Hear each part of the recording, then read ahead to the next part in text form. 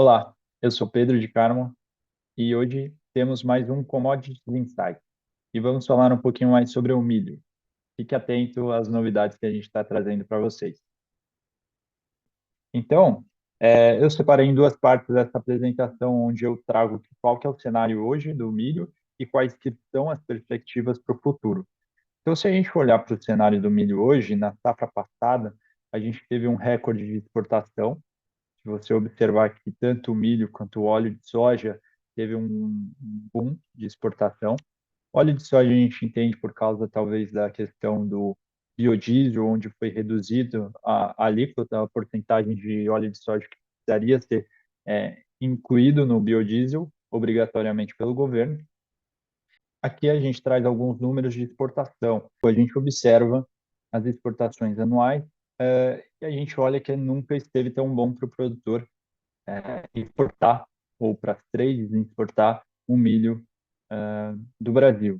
Então, as receitas chegaram a 12 bi de reais, isso também muito por conta da elevação do dólar, né? Assim como o volume, né? Se a gente for comparar, por exemplo, com 2019, que teve um volume de 43 milhões de toneladas, foi algo muito é, similar em volume, porém em valor, a receita de hoje, desse último ano, foi muito maior. E o que está causando, né, esse aumento, né? Acho que a gente vê aqui no gráfico ao lado um grande aumento do preço do milho, né, no Brasil, na bolsa, na B3. E a gente vê também, o próximo gráfico eu vou mostrar um pouco mais, na verdade, uma tabela, onde a gente vê a expansão dessa cultura dentro do Brasil. E se a gente olhar o mapa dos Estados Unidos, o cinturão do milho que eles falam, né, que é o Corn Belt, seria toda essa região azul aqui que a gente vê, que pega todo o meio oeste norte-americano. Se a gente observar aqui, o cinturão do milho, ou Corn Belt, é toda essa região azul. Então, há mais de 100 anos o milho lá nos Estados Unidos, e não existe mais regiões para expansão. Existe uma mata que você pode derrubar e, e plantar o seu milho ou sua soja, como ainda existe essa possibilidade no Brasil, porque a expansão agrícola no Brasil é muito mais recente comparado com os Estados Unidos. Se a gente olha aqui, praticamente é um deserto, né? Então não tem o que plantar. Aqui a gente também tem as montanhas rochosas, onde a geografia não auxiliaria no plantio dessas commodities. Então, a área de plantio dos Estados Unidos é muito restrita. A gente já sabe o quanto eles podem plantar e isso vai da tomada de decisão deles. Por quê? Nos Estados Unidos só existe uma safra, diferente do Brasil. Então, eles precisam escolher entre plantar trigo, plantar milho, algodão ou qualquer outra cultivar, porque eles só conseguem plantar uma vez. Então, muitas vezes o milho tem uma concorrência muito maior nos Estados Unidos com outras commodities do que no Brasil, por exemplo, que a gente consegue fazer a segunda safra. E se a gente olhar essa tabela aqui da Conab, todos esses valores são em 1.000 hectares, tá? Então, a gente olha o tamanho da área plantada no Brasil, a evolução conforme as safras do milho, tá? Isso juntando milho irrigado, milho de primeira e de segunda safra. A gente observa, principalmente no Centro-Oeste, que a partir de 2010 houve um aumento significativo da área plantada dessa commodity, né? Então saímos de 3.700 para 10 milhões e 700 hectares de milho. E se a gente compara o total do Brasil também, ele aumentou também significativamente, pelo menos uns 5 milhões de hectares nos últimos 10 anos.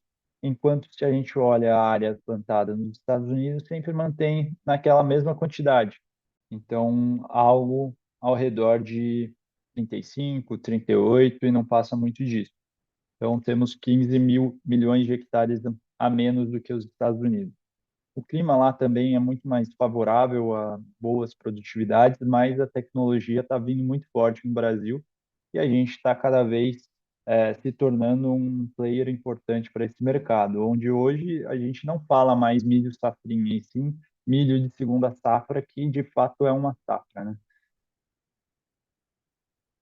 E qual que é a projeção? O que que a gente espera para o milho para essa próxima safra? Então, se a gente observar a Ucrânia, que era um importante player também na produção de milho, por causa da guerra, a expectativa, né, a safra de 21 da Ucrânia foi de 42 milhões de toneladas de milho. Por causa da guerra, este último ano foi de 28, e a expectativa para o próximo ano é 17 milhões de toneladas. Então, cada vez menos temos menos milho no mercado, e também tem diversos outros fatores que está trazendo esse volume para baixo, né? Então, a Argentina teve uma grande seca, então perdeu boa parte da safra do milho. A gente também está observando a questão da laninha, que está afetando o país nas principais áreas de produção, que é o Sudeste, Sul e Centro-Oeste. Para 2023, aparentemente, a gente vai ter menos milho no mercado. O próprio Rabobank comentou que os estoques finais do Brasil estão muito baixos pelos volumes exportados e o consumo interno.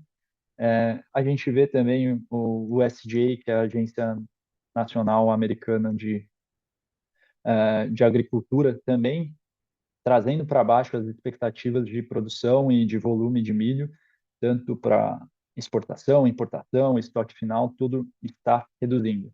Ou seja, se a gente tem menos milho no mercado e pelo menos a oferta se mantém, a tendência é que os preços é, sigam elevados e tenham boas perspectivas de negócio para o produtor brasileiro.